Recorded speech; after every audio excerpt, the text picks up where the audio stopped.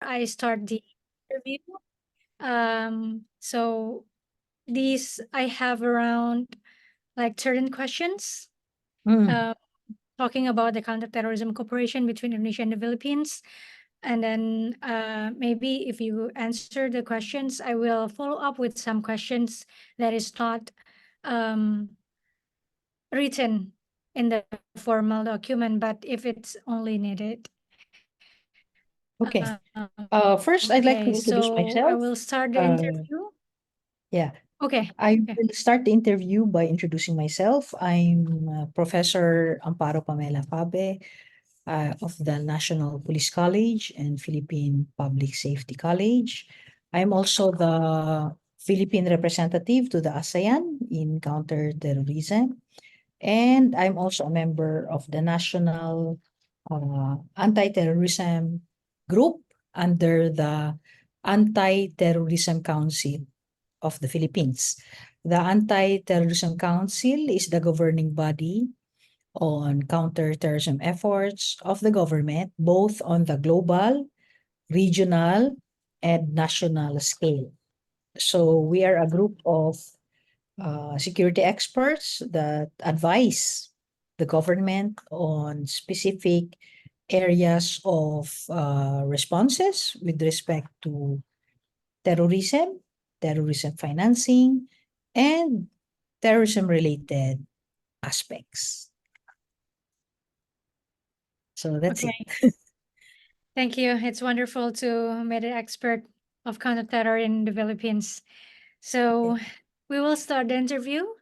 Basically, the first part, I would like to ask about your opinion and expertise about the existence of ISIS in our region, especially in Indonesia and the Philippines. So, what do you think? How is significant is the presence and influence of ISIS in Southeast Asia, particularly in Indonesia and the Philippines? Okay. The ISIS has been a strong threat to both countries. And it was actually in 2016 that 26 ISIS members with their wives came home from the Middle East to the Philippines in order to start ISIS. And then we know that in 2017, the Marawi siege erupted. And we also know about the participation of some Indonesian foreign terrorist fighters in that Islamic State attack on the Philippines. It took 6 months for the Philippines to declare victory against the Islamic State with 168 soldiers giving the supreme sacrifice. So I can say that ISIS has been very determined in influencing both Indonesia and the Philippines. And the links between terrorism financing in Indonesia and the Philippines has been proven through the Marawi siege. We have made analysis of the linkages of flows, financial flows from Indonesia to the Philippines while the war was ongoing and after the war has stopped. So we say that ISIS is a perennial threat both for Indonesia and the Philippines. Therefore, continuous regional cooperation through the ASEAN and through the bilateral framework is necessary to ensure that both countries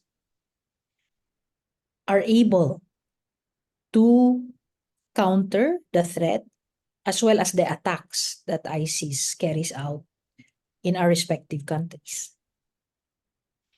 Okay.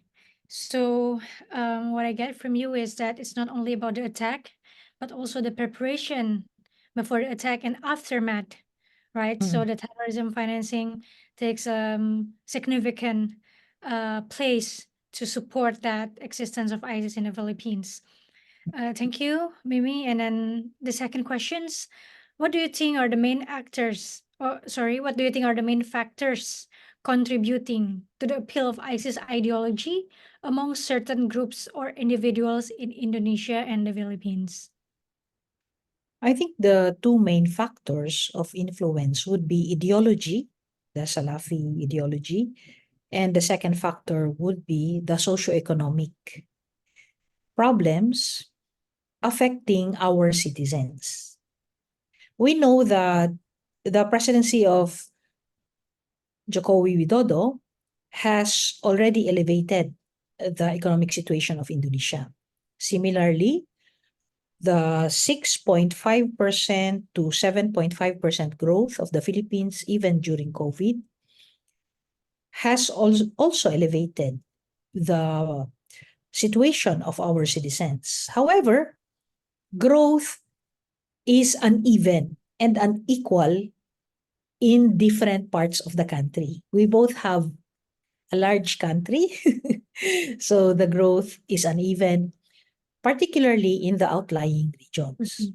Now, those coming from simpler backgrounds are easily motivated to join ISIS because of the financial Mm. promise and the financial uh, injection done by the Islamic State in the respective jihadi organizations such as the Jemaah Ansharut Daulah in the case of Indonesia, and also the Abu Sayyaf group and the Bangsamoro Islamic Freedom Fighters in the case of the Philippines. Okay. So do you think it's mainly about the economic driven motivation of the people so that they join ISIS in the case of Indonesia and the Philippines? Yes, it is basically ideology, the Salafi ideology, and also the economic aspect. So this has been proven by the deradicalization programs being carried out by the Badan Nasional Penanggulangan Terorisme as well as the Armed Forces of the Philippines deradicalization programs. They have both have determined that radical ideology in terrorists and poverty or social inequity are the reasons, the two major reasons why the Islamic State remains attractive to our local citizens. A third factor could be the presence of foreign fighters in both the Philippines and Indonesia. These foreign fighters arrive in our respective countries with financial resources. And using these financial resources, they recruit our citizens, especially those who have lesser educational exposure and and those who have lesser capacity to find work. And with that, they are trained in paramilitary skills and they are subjected to ideological exposure and eventually they embrace the ideology. Okay. So what interesting about what you're saying before is the financing factor of terrorism. Could it be because, the advancement of technological finance technological um, side of it that also support the terrorism financing, or what aspect could it be? Well, the growth of financial technology in both Indonesia and the Philippines has opened up new financial instruments for international terrorist groups like the Islamic State to make use of. As you know, the Islamic State has abundant financial capacity and capability. And with their weakened stance in the Middle East, as early as 2017, the ISIS has been transferring their financial resources to Southeast Asia, particularly in Indonesia and the Philippines. That transfer, downloading of financial resources, coincided with the massive growth of the financial technology sector in both of our countries. So Indonesia leads in the financial technology sector, followed closely by the Philippines. As you know, the fintech, although there has been regulations that were released by the Financial Intelligence Unit of Indonesia as well as the Bangko Sentral ng Pilipinas in the case of the Philippines, the anonymity and ubiquity offered by fintech instruments enable the Islamic State affiliated groups like Jama Ansharut Dawla and Abu Sayyaf Group and the Bangsamoro Islamic Freedom Fighters to access funding easily. This is the reason why up to now, the terrorists of Indonesia and the Philippines continue to procure weapons, continue to recruit more young people, and continue to open up training camps where the new recruits are trained in suicide bombings as well as in other in the launching of specific terror attacks. So through regional cooperation and through capacity building for both the military, intelligence, and security analysts of the Philippines and Indonesia, we are able to work more closely in responding to these threats. So we have in place intelligence sharing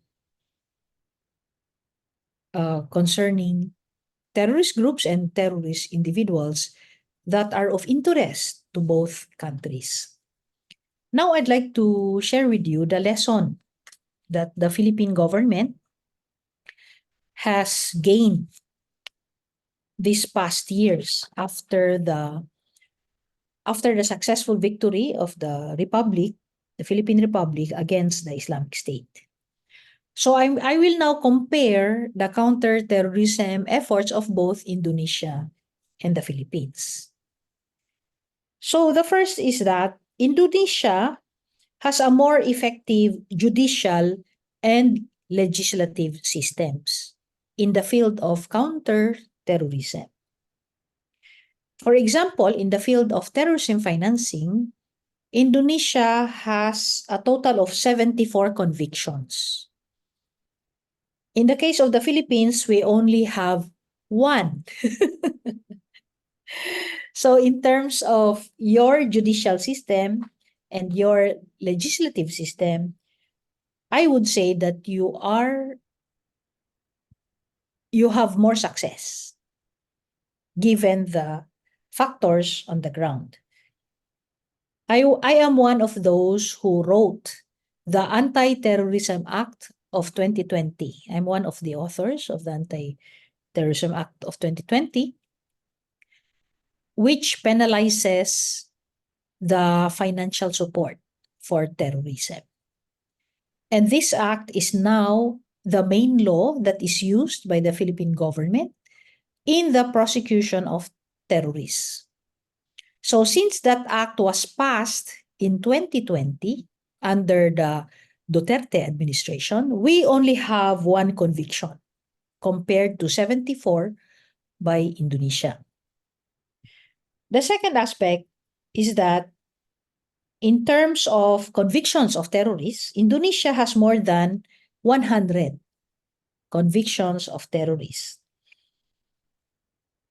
In contrast, the Philippines only have 10 convictions of terrorists. So we are lagging behind.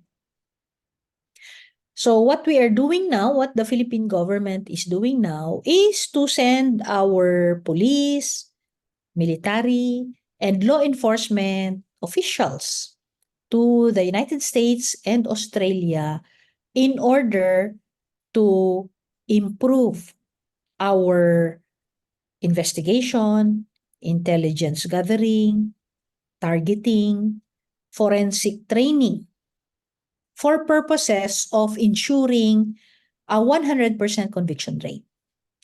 So if I were to compare Indonesia and the Philippines, Indonesia has a 99% conviction rate. In the case of the Philippines, this means that when your prosecutors file a case in court, the probability of the terrorist or terrorists or groups of terrorists being convicted is 99%. Now, in the case of the Philippines, our the probability of having a person convicted after our prosecutors, the Filipino prosecutors, file the case in court is around 75%. So this means that even with the gathering of evidence, with a strong anti-terrorism law, our conviction rate can be further improved.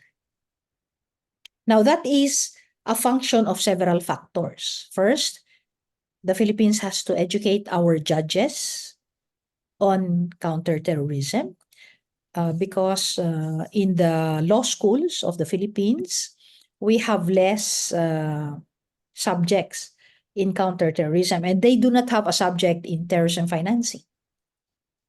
Therefore, we are trying to address that through the Judicial Training Academy. So I'm one of the 2 terrorism financing experts, and we are trying to solve that capability. So it's part of capability building. At the same time, our financial intelligence unit is a small one compared to Indonesia. Indonesia, your PPTAK, your financial intelligence unit, has around 200 staff. Comparatively, in the Philippines, the financial intelligence unit has 10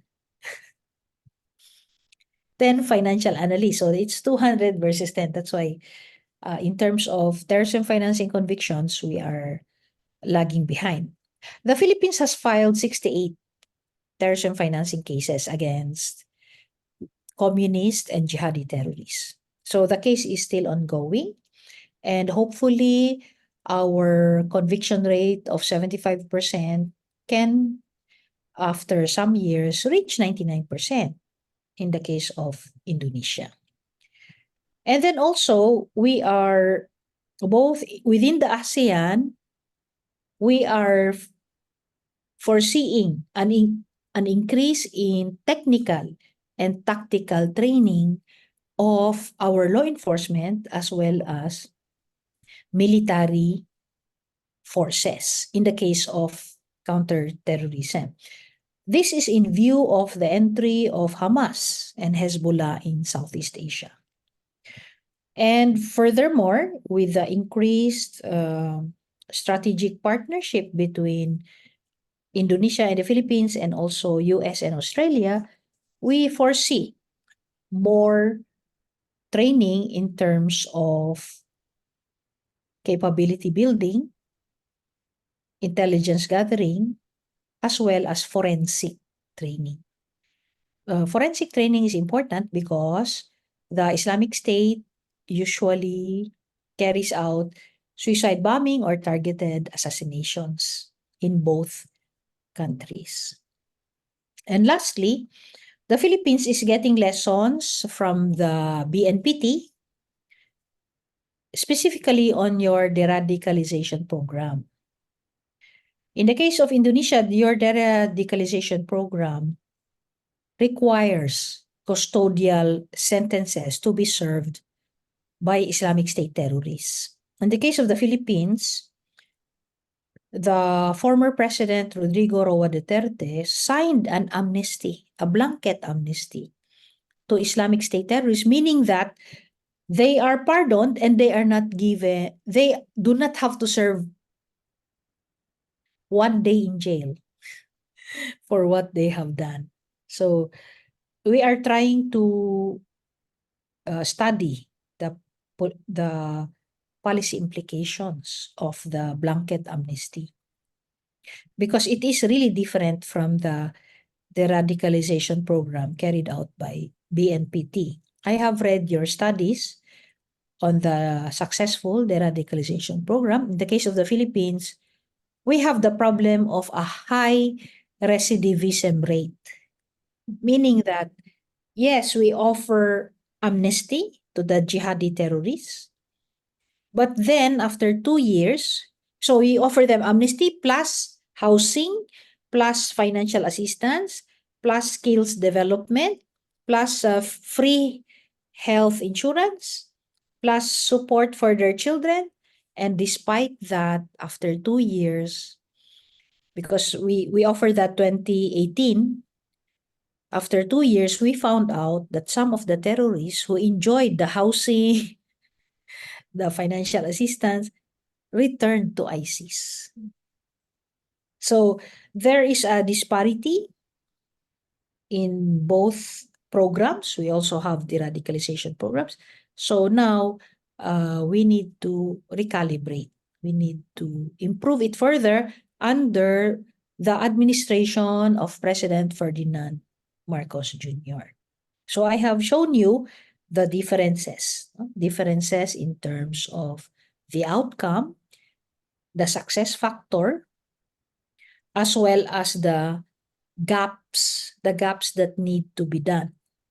Now, in the case of BNPT, they are focusing more on the terrorism impact of the Islamic State on Indonesian workers who are abroad, particularly in Singapore and in other parts of the world, because we have seen that they have been supporting the Islamic State, the Indonesian domestic helpers who are based in Singapore. So I think the thrust of BNPT is to assist them through your migratory agency, right? You have this migratory workers agency to train them in order to detect Islamic State influence. In the case of the Philippines, we have zero problem on that. We do not have foreign workers who give financial assistance to ISIS or those who marry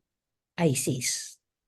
So that's the difference. We don't have problem in the foreign workers sector with respect to ISIS.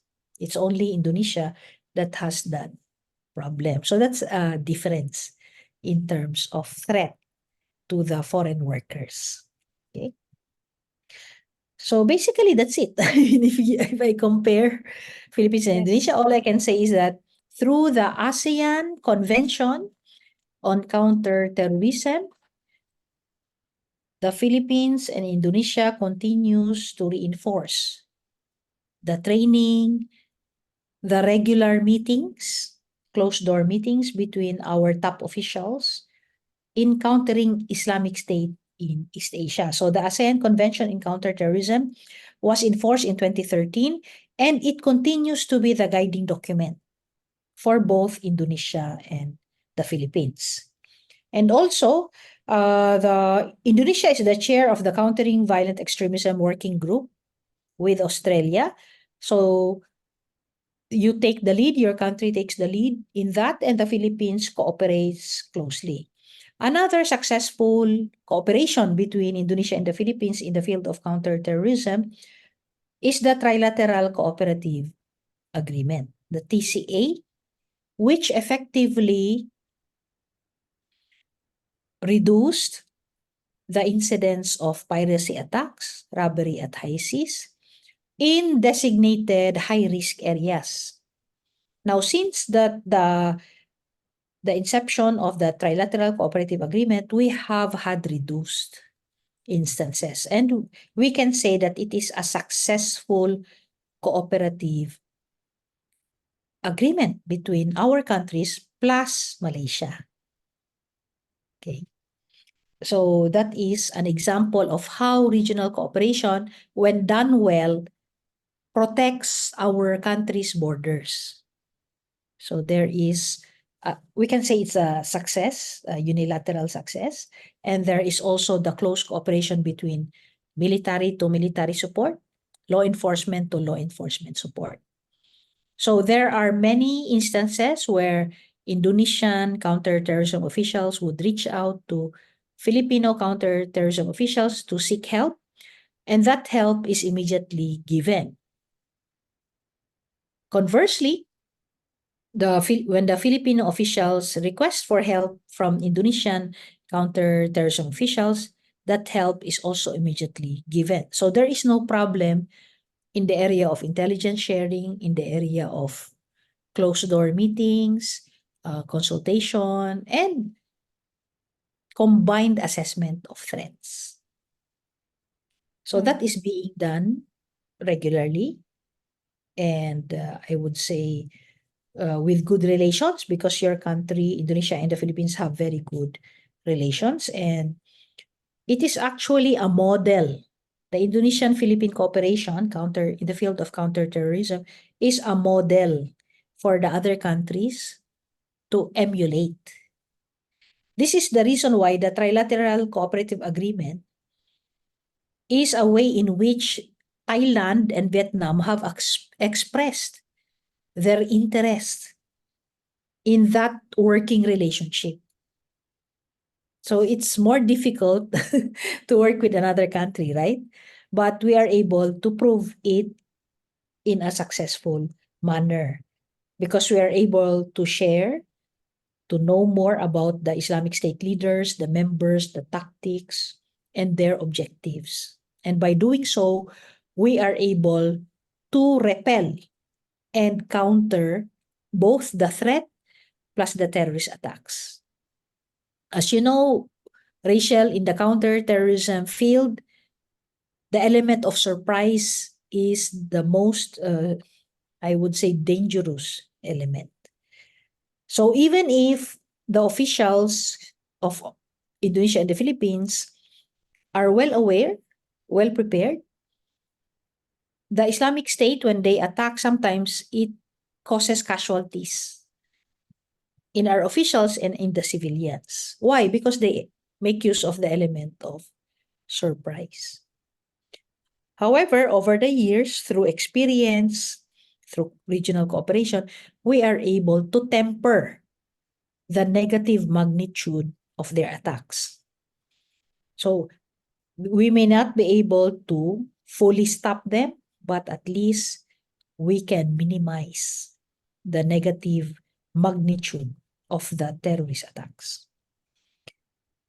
There are areas of improvement for both Indonesia and the Philippines in counterterrorism cooperation, and that area will be in appreciating the impact of the Israel-Gaza war in our country. So at the moment, we are still in the process of analyzing the possible negative impacts of the Israel-Gaza war in our country and the Ukraine-Russia war. However, what is of serious concern for both countries is the possibility of a Chinese invasion in Taiwan,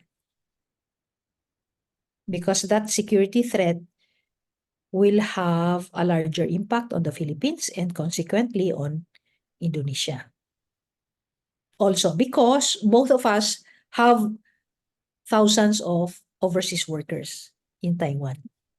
So we have done preliminary meetings on the movement of our foreign workers in the case of an attack, and secondly, an analysis of the appropriate response of our countries with respect to that security environment.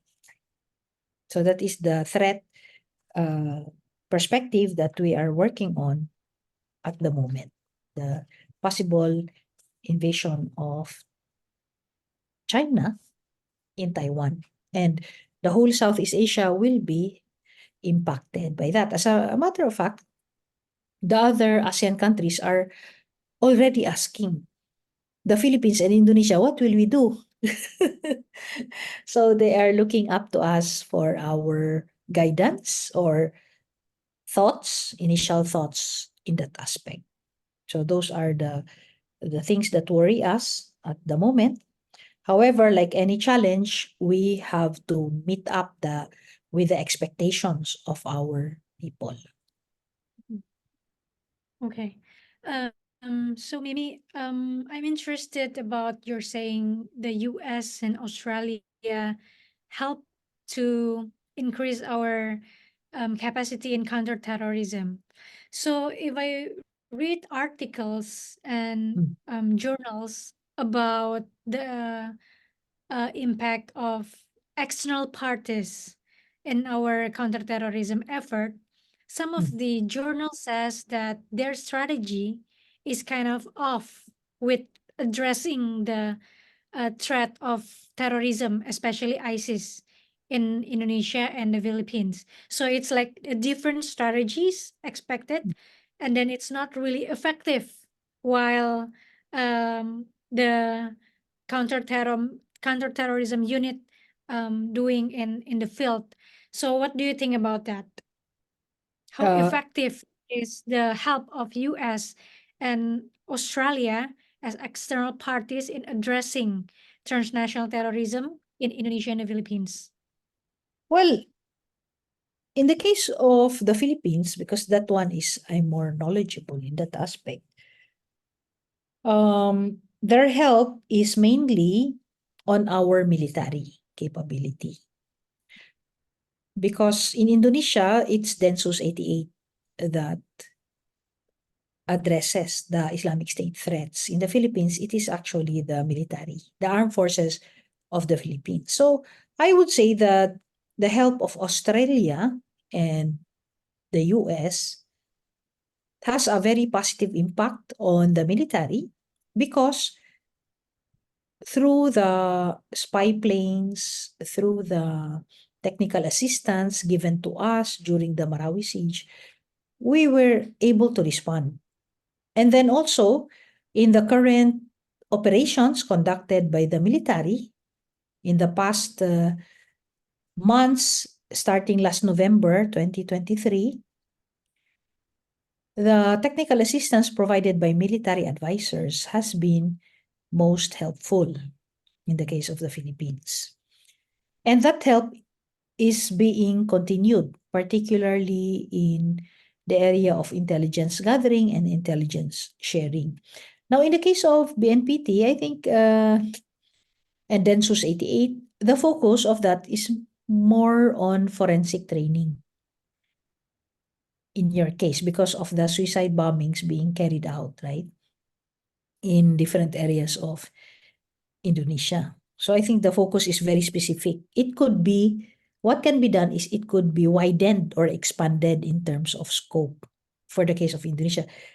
In the case of the Philippines, it's more on the military tactics, strategies, and techniques to subdue the Islamic State. That is the kind of training we are receiving, and also the drone warfare capability of our military. So that is the what we are receiving from US and Australia. Now, Okay. in the area of maritime security, the US will further put a maritime safety and security center to assist us in the in repelling the Islamic State actors that are operating in the maritime domain. Okay. Okay. So I think also what is important to ask is because the two factors you mentioned is ideology and socio-political aspect that influence ISIS in Indonesia and the Philippines. So how do cultural and political differences between the two countries, Indonesia and the Philippines, impact their counterterrorism efforts? Is it more positive impact, or sometimes it's bring challenges and negative impact to the cooperation?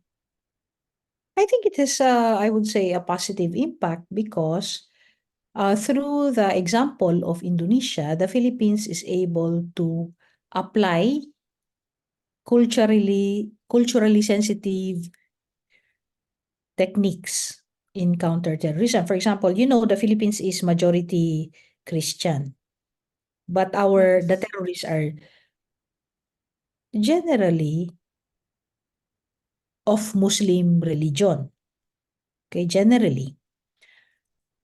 So, given that fact, so the law enforcement decided to hire, recruit Tausug, no? These are our Muslim warriors, recruit them for the counterterrorism efforts. So we are recruiting our Muslim brothers who have the same culture as the ones who are causing the terrorist attacks. At the same time, in the police operations, we have opened up the Salam Police Unit, where our police officers who are from the conflict areas and who are Muslims are the ones being given the leadership to carry out the counter-terrorism effort. So these are like the lessons learned we have we have taken from the Indonesian experience. And it is also an effort of the government to understand the Salaf ideology, which for a Christian is something new. No? So since most of our leaders are Christians, they are trying to understand how we can counter the ideology. In the case of Indonesia, there is no need to make that effort because you already know it, right? So the ideology plus the poverty aspect, that one both countries understand. With our economic growth, we are trying to address it. However, we have to ensure that even the simple people, that growth is able to trickle down to all the families in both countries. And that one, as you know, is a developmental framework, and it will require generations Yes. to to address it. It could require one generation of continuous improvement. However, we are there with the new leadership of Indonesia, President Prabowo, and of course the Vice President Gibran. If they will implement the same economic policies, then the growth continues. Similarly, President Marcos and Vice President Duterte, if they continuously implement the economic growth policies, then the economic aspect will also develop rapidly. And with economic prosperity, there is stronger national security. So both Yes. countries are working on both ends, and hopefully we are able to implement a stronger counter-terrorism framework and strategy.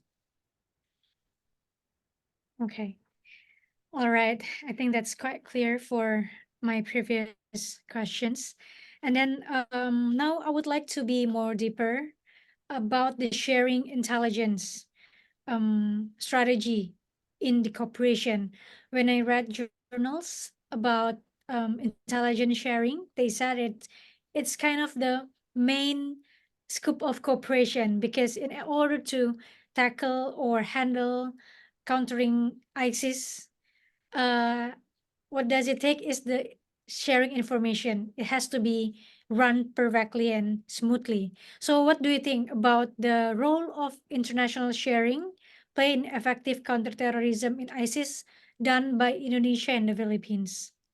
There is effective intelligence sharing between two countries. What happens in intelligence sharing is that it is focused on a particular terrorist or group of terrorists. So the intelligence sharing is done depending on the persons of interest that is raised. And it is done regularly, and the answer is given immediately. So intelligence sharing helps because both countries are into it. There is no problem. It is done both on an like police to police or military to military or intelligence to intelligence levels. So I see no problem in that particular aspect.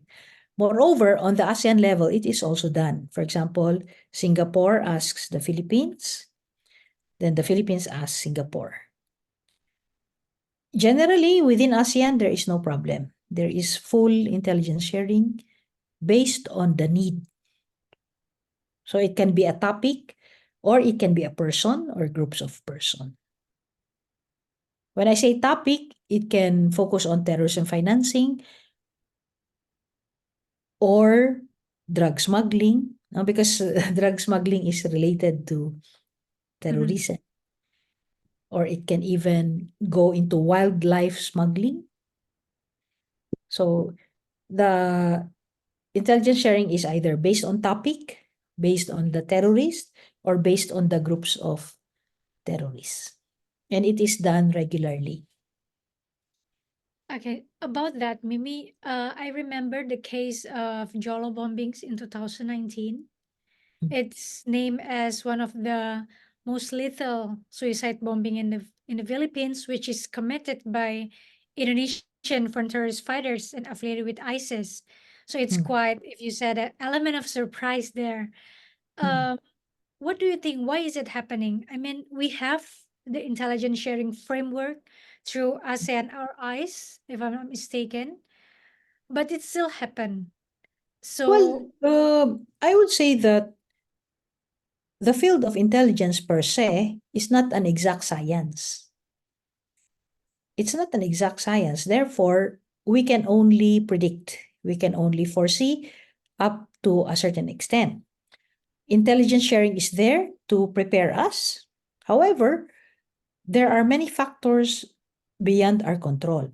The first is it could be that at that point in time, the intelligence sharing was there, it was present. But as you know, like in a research process, you obtain data, you provide that data to your professor, and the professor says that data is not important. mhm, Similarly, in the intelligence field, that happens. The analyst gets several data, presents the data to his superior, and from that set of data, the superior will say, this is unimportant, this is important. Now, it could be that the data on the bombing was there, however, it was regarded as unimportant at that point. So, right. yes, intelligence analysts can commit mistakes. Commanders can make mistakes. Therefore, the process of intelligence gathering, intelligence appreciation continues. It is a continuous cycle. So we learn from experience that certain data are important during that particular period in time. An example I could say is that in 2016, suicide bombing is unthinkable in the counter-terrorism landscape of the Philippines. Like it will never happen because the Filipino terrorists will never die or give their lives for a particular terrorist attack. Because in the previous history, the Abu Sayyaf group would launch an attack, but that attack does not kill them. They kill the civilians who are there, but not the terrorists themselves. Now, in the case of suicide bombing, the analysis of the Philippine intelligence was that it is impossible for a Filipino terrorist to blow himself or herself up. But in 2018, that radically changed, right? Because we had several terrorist bombings. So even in the counterterrorism landscape, things evolve because of the entry of money. And when we analyzed that, we found out that millions of dollars were paid to the suicide bombers. Therefore, it erases the initial resistance of a Filipino terrorist to blow himself or herself up. So the money factor entered. Before, many of the suicide bombings in Southeast Asia would just be um, like the commitment of the terrorists. But now, in the case of the Philippines, it is the money paid to the family of the terrorist. So the money is paid before that person blows himself or herself up. Therefore, once that money is given, then the attack will surely follow. That's why terrorism financing as a field of research is becoming more important both for Indonesia and the Philippines. Because that's the only way we can stop any attack. As soon as we can follow the money, Mhm. there is a higher probability of an attack to be stopped. But as I have said before, a determined terrorist will really carry out an attack regardless of the perfect level of intelligence sharing. So human agency plays an important role, and that is beyond the control of security experts. A determined person can never be stopped. Okay, I think we're almost finished with the list of questions. And then the last questions I would like to ask from your point of view is that what areas can be improved for our cooperation between Indonesia and the Philippines? And what are the key priorities in the future to ensuring the regional security and to counter ISIS in Indonesia and the Philippines?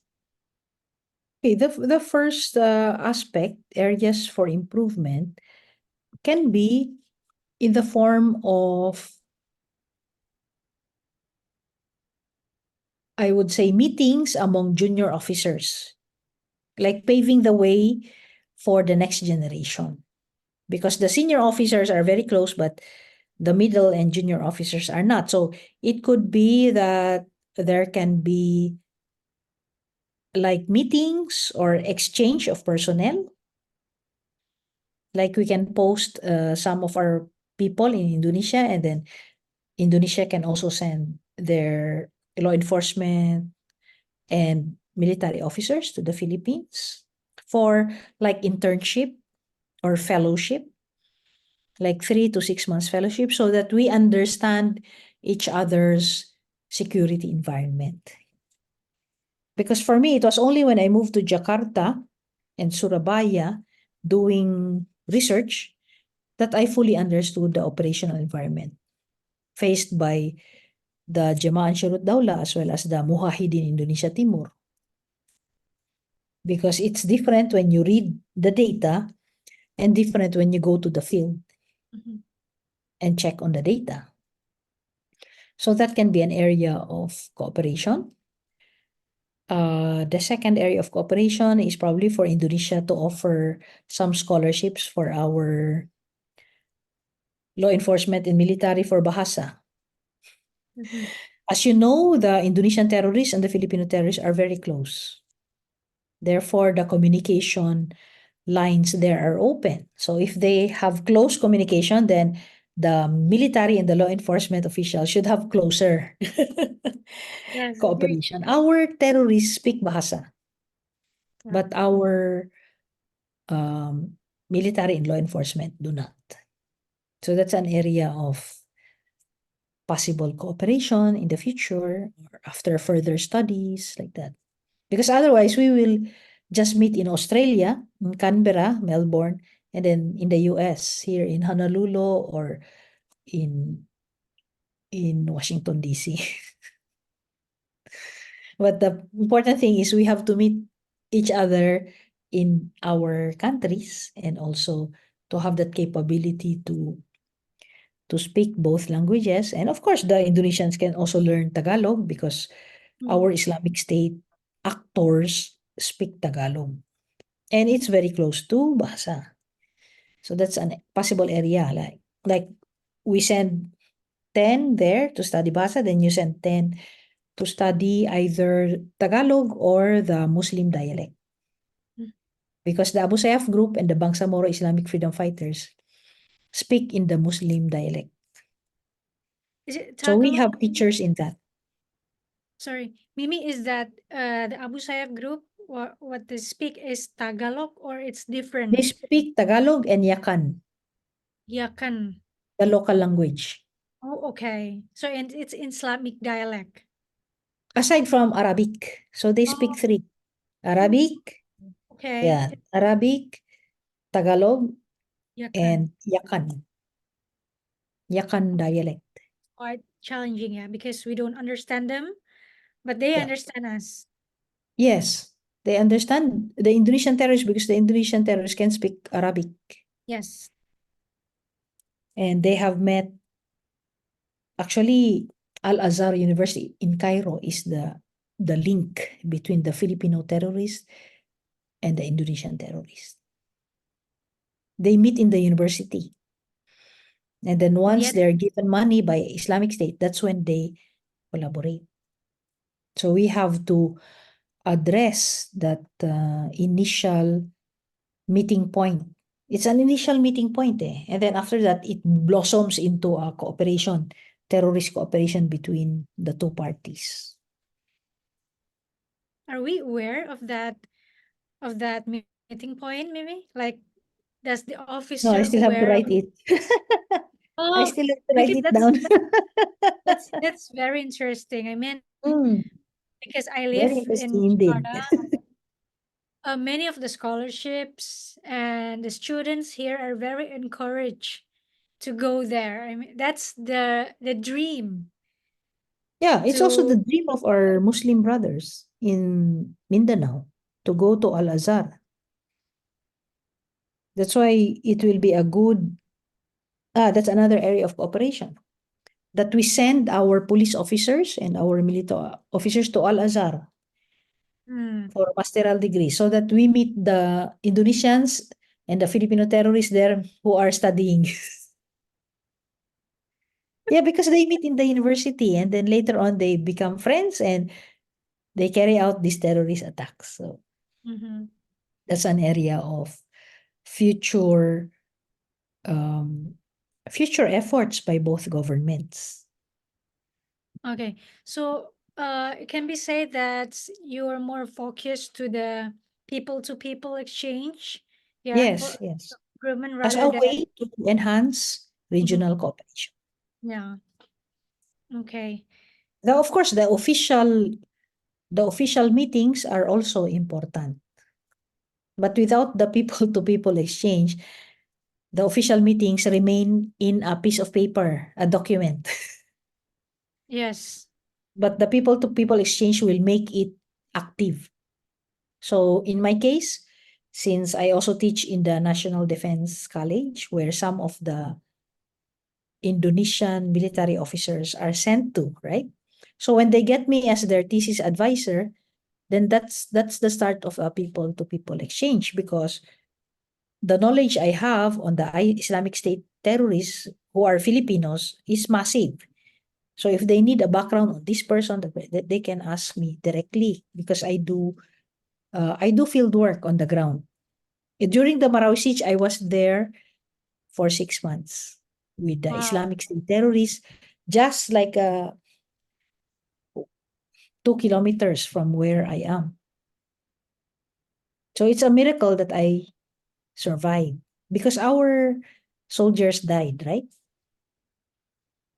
So I was inside the main battle area. So I call it combat research. So whenever there is a conflict, I go to the conflict zone and study. So I'm not an armchair security analyst. I am really there. And my students, who are the police commanders, the military command, they see me going around the main battle area, analyzing from my own perspective. Also, they have their own perspective, but I also have my perspective. So whenever there's a battle, and also when there is skirmishes between the military and Islamic State, I also go to the field.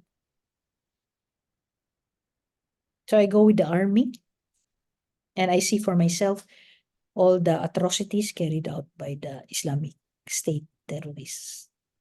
And we also confirm their identities once they are Mhm. either wounded or killed in action. What an experience. Yeah. It's very fascinating. Yes, it's very fascinating. That's why more studies have to be done by female analysts because we complement. Mm-hmm. Actually, we complement the men. So during the first time that I went to a military camp and I accompanied the convoy of soldiers, right? At the time we were studying, we were still running after Jama Islamiyah. In in 9 missions, I told the commander, we will be ambushed. And then they looked at me and said, how do you know? No? Mm-hmm. And then I told them, I cannot explain. It's just female intuition Mm-hmm. that we will be ambushed because it's so quiet. I said, it's so quiet and it's so peaceful that we are in a conflict zone. So thankfully, the commander listened to me. So he positioned the troops. And true enough, after 10 minutes, we were in a highway. We were ambushed like we were only like 30 and 150 fighters ambushed us. But since I told the commander we will be ambushed, so they were positioned in such a way that our defensive position is strong. We were able to overcome the ambush. So I did that 9 times. So the commander told me, we have been in the field for a long time, but we never can predict an ambush. I said, you have to be female because they're all men, eh. I said, you have to be female to predict an ambush. I do not know about the men, no, if they have intuition, but 9 times I saved the army from casualties Because of your because I had the intuition. Yeah, I was with them because we were researching Jama'a Islamiyah, terrorists in the area, and I told them we will be ambushed. So they really listen because it's matter of life and death. Eh. mm-hmm. Di ba? If you're prepared for an ambush, you don't walk into an ambush. You are Mm-hmm. prepared. So that's my experience. The first time I did the research, I could feel it. No? Like, but I cannot explain it. No? I cannot explain like what. How do you know, right? What are the like? It's just that the feeling you're there, and then suddenly you feel that something bad will happen. Yeah. So that's why the army, the police, they respect me when I'm there. They really listen because they said, "Mom can predict." Because it's the yeah it will differentiate life and death, eh, di ba? Mm-hmm.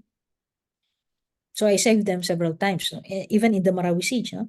When I was there, I was inside, no? I told the army, there was an army convoy on my right, but like we were separate. It's just that suddenly they went beside me and I told them, you go at my back right now, no? And then they said, why? You just go at the back of my car, no?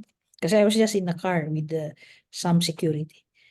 So they moved back and then suddenly a thing like a bomb fell off from the plane, the Wow. Philippine Air Force plane. No, it's our Air Force plane, but I don't know what happened, but a bomb fell on the spot that they were a few minutes ago. That's why the men at the they were crying, said, "Thank you, Professor. How do you know that I don't know. I also cannot explain it." I told them that's why you just follow. When I tell you in the combat field, you follow because it's a matter of minutes, di ba? Matter of minutes. I think it's a gift. I don't know what it is, but I also cannot explain it. As It a, only comes to my mind when I'm in the battlefield. mm-hmm. You have So that that's the sense. female intuition. So I told them that's why you have to train more young female people to do combat research because only females have intuition. The men do not have that. If you ask me, they do not have Mm-hmm. female intuition. It's something that is embedded in our psyche. It's God given. Yeah, it's God given. So that's why I told them I cannot explain. There is no rational Mm-hmm. explanation. Unlike I said, unlike a theory that I have, I can give you the framework and the explanation. But when it comes to intuition in the battlefield, it just comes to my brain and then I share it with you. Whether you believe it or not, it's up to you. But if you die, so you learn your lesson. That's why they tell me if there's a battle, they really call me, no, to the battlefield, and I accompanied them. So that's why I told them I'm not an armchair professor. I'm a combat professor. Where there's a combat, I'm there. You see me going here, going there with the ISIS, no, the Islamic State, just 2 kilometers from where I am, because they're also moving. No, they're moving. Mm. But at the same time, I said I also use my brain. No, I put a drone above my head. So I fly a drone just above my car to also protect myself. Kasi it's a battlefield eh, di ba? The enemy will hit you kasi you are there. They will think I'm police, but I'm not wearing anything. I'm wearing civilian clothes. Even my bodyguards, they wear civilian clothes, not army clothes. But still, it's a dangerous zone. But I think women should be part of this research, not only the men. It's my personal belief.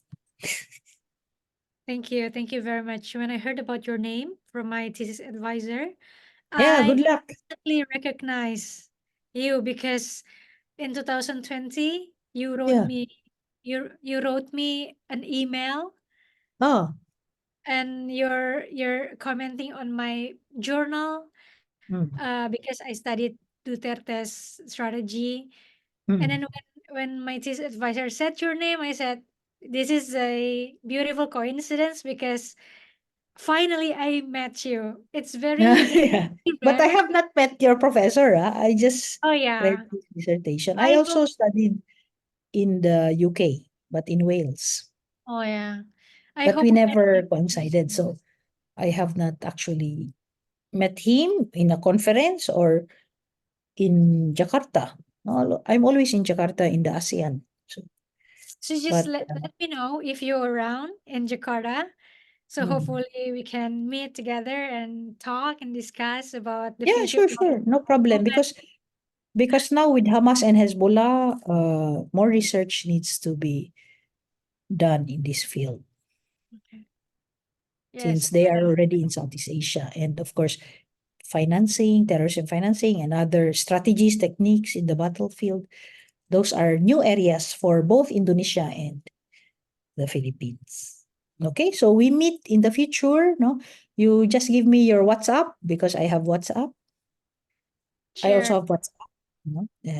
For the meantime, I'm in the US until June, but let's see. By Okay. July, I might be back in Jakarta, Okay. depending on my country. Great. Because sometimes they give me assignments while I'm out of the country, so let's see. But otherwise, I'll be stationed in Jakarta. Okay. So Okay, before we thank close, you. do you have questions maybe I for don't have me? question. No. No All right. problem. I will update you on this process of writing. Yeah, good luck in your writing, and I'm sure in the future we will meet in one of the security conferences. Yes. Thank Again. you. Looking forward to that time. Thank you, Mimi. Say Yeah. say. Terima Bye-bye. kasih. Terima kasih. Salamat. Bye-bye.